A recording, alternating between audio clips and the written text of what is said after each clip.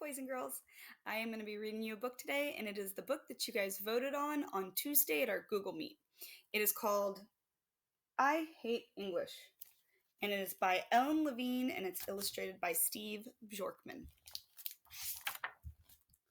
I hate English, Mei Mei said in her head in Chinese.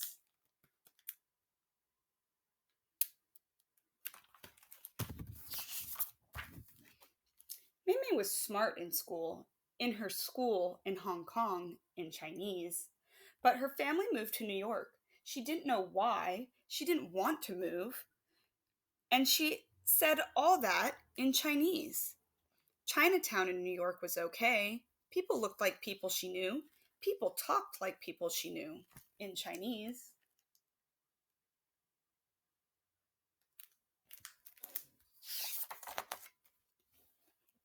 In New York, in school, everything happened in English.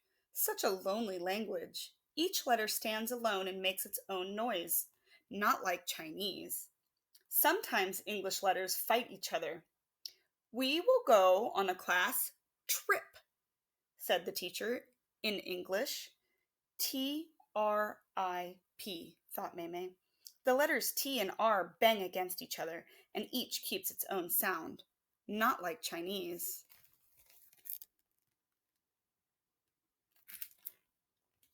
Mei Mei loved Chinese, especially writing. Fast strokes, short strokes, long strokes.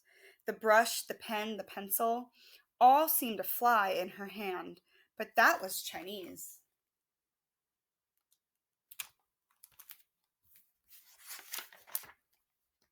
Mei Mei wouldn't speak in school. Most of the time she understood what her teacher said, but everything was in English, and Mei Mei wouldn't speak English. One day, her cousin Bing took her to the Chinatown Learning Center. Students brought their homework for help, but not Mei Mei. She wouldn't work in English. Tutors helped the older ones with their English. Mei Mei helped the little ones with arithmetic. She was good at arithmetic. Numbers weren't English or Chinese. They were just numbers. Mei Mei loved the center. She talked and listened and explained and argued. She did everything in Chinese.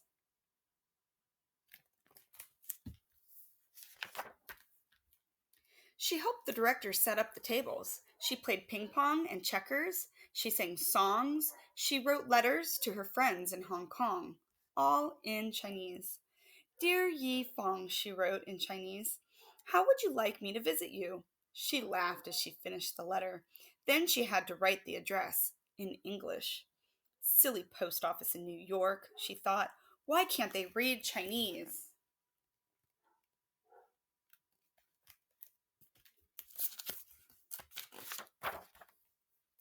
Mei Mei had a dream. She thought about it at least once a day, sometimes twice or three times. She told Bing about it in Chinese. All the gang, Bing and Mona and Shek and Leo and Anne, would go on a plane to Hong Kong. On the plane, everyone would speak Chinese. Instead, they went to Jones Beach with the director. Mei Mei and her friends rode on 3 trains and 1 bus.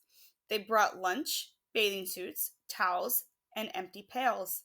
The trip took 2 hours, and they talked and joked the whole way in Chinese.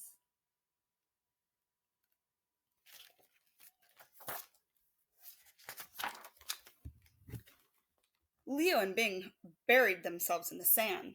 Anne and Mona built a castle on top of them. Shek, said Mei Mei, let's dig for shellfish. And off they went with their pails. You can't eat those, said the lifeguard. Mei Mei smiled and kept on digging. He probably doesn't know how to cook them, Shek said in Chinese. She was right. The director made a fire in the picnic area and cooked the shellfish.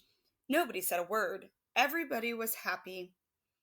Busy, very busy, eating, and at last Mei Mei looked up and said, delicious in Chinese.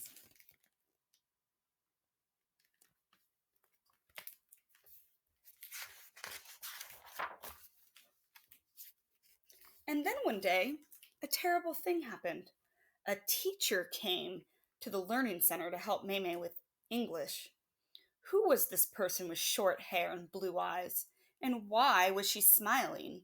Mei Mei was afraid. She wouldn't speak a word in English or in Chinese. Hello, I'm Nancy, the person said. She pointed to an empty table. Let's sit down.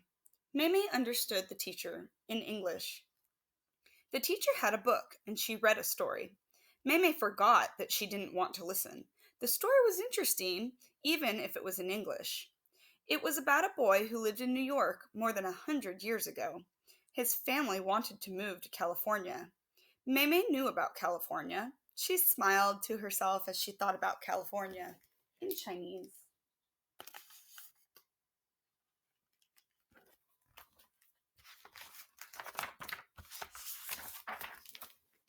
The teacher read on. The family crossed the country in a covered wagon. Covered wagon, thought Mei Mei.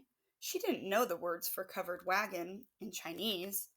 Mei Mei didn't want to hear any more. She didn't want English to have words that she didn't know. Not in Chinese. She felt sad, and a tear slid down her cheek. She didn't want the teacher to see, but the teacher did see and said, Let's stop for today in English.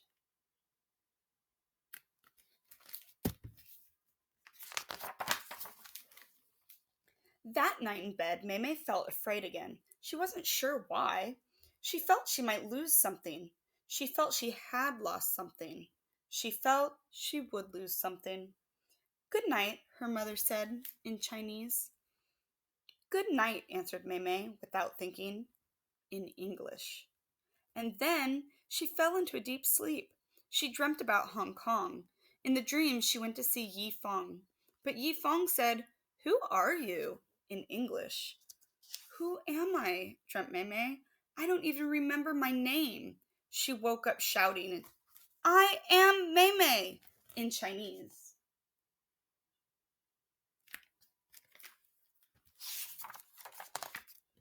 The next day, Mei Mei was mad. She stared at the teacher. She glared at the teacher. And then she said, I don't care to the teacher in English. Very good, said Nancy. I knew you could speak English.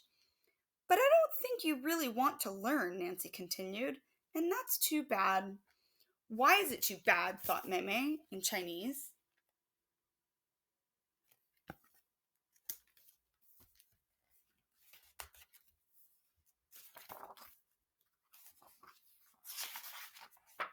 The teacher seemed to read her mind. Because in America, almost everything happens in English. Don't you want to go to an American movie? Don't you want to ask for pizza? Don't you want to have an ice cream cone? Don't you want to read the signs at the zoo? Don't you want to talk with me? I want to talk with you, said Nancy in English. Mei Mei turned away. She wanted to tell Nancy that she liked her, but all she could say was, I'm sorry, in English.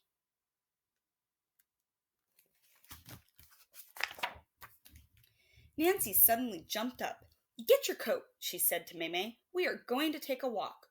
Mei Mei said goodbye to Shek in Chinese. On the street, a strange thing happened. Nancy didn't ask Mei Mei to talk. Nancy didn't care if Mei Mei talked. Nancy didn't want Mei Mei to talk. Nancy was talking in English. She told Mei Mei about her third grade teacher. She told Mei Mei about her favorite book. She told Mei Mei that she loved tomatoes and potatoes. She told Mei Mei about Mr. Schwartz, her dog. She told Mei Mei everything, it seemed, in English.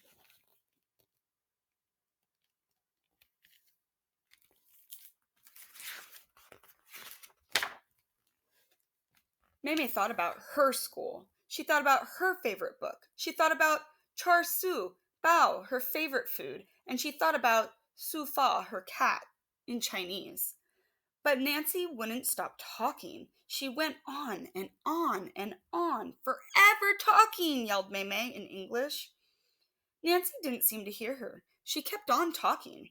She started reading the store signs. She read the names forwards and backwards. Sang Ping became Nip Nas. Mei Mei became Lem Lem. And still Nancy talked in English. Stop! Cried Mei Mei. She couldn't stand it anymore. She felt invisible. I want to talk, she shouted in English.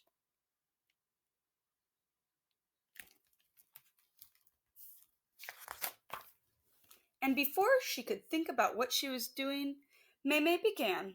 She talked about Children's Day in Hong Kong. You get lots of presents.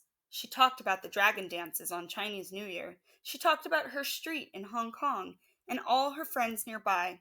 She talked for 22 minutes without stopping in English. Nancy was laughing, and Mei Mei talked. Nancy laughed more and more. Mei Mei started to smile. Then she laughed a little, and then she shook with laughter. They both laughed so hard neither one could say a word in English or in Chinese.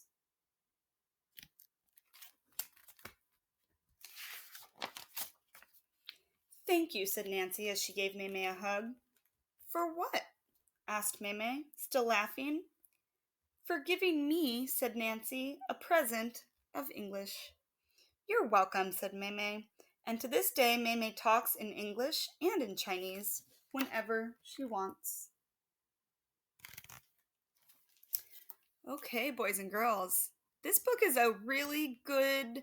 It focuses on having to learn something new and how hard that can be sometimes, and how frustrated we can get when we're having to learn something brand new. You guys are all learning something brand new right now, learning at home. And I'm sure it can be frustrating having to learn. Learning online is like learning a whole new language. So if you guys are getting frustrated, take a break, take a breather. It's okay. And just know that you can go back to it the next day and keep trying, and it will get easier as you go. I love this book because at the end, Mei Mei gets to talk all about her own culture and the holidays and the food and all of the things that she's proud of in her culture. And I hope that you guys are all working on your heritage report and that you can share all of the things about your family's culture with me and with your classmates. Okay, boys and girls, I will see you tomorrow, and I will see you on Tuesday at 10 o'clock in the morning for our first Google Meet on, oh, I'm sorry, 10 o'clock on Monday. And I will see you then and 1 o'clock on Tuesday. Bye.